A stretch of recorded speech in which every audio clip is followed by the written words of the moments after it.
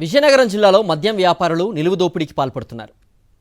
Syndicate అయ్యి ఎక్కువగా అమ్ముడుపోయే quarter బాటిల్స్పై 10 రూపాయలు అదనంగా దోచుకుంటున్నారని జనసేన కార్యకర్తలు కలెక్టర్కు ఫిర్యాదు చేశారు.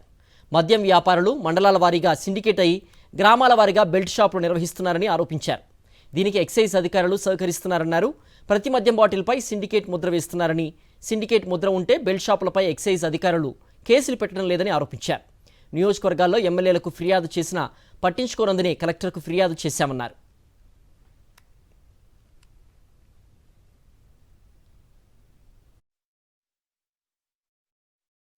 వీళ్ళు కుమ్మక్కయ్యి సిండికేట్ అయ్యి ఈ సిమ్మలు ఏదైతే షాపులో వేస్తారో ఆ షాప్ దగ్గర నుండి బెల్ట్ షాప్కి వెళ్తుందో ఆ బెల్ట్ షాప్ దగ్గర ఎక్సైజ్ డిపార్ట్మెంట్ వాళ్ళు పట్టుకుంటారు అనుకోండి.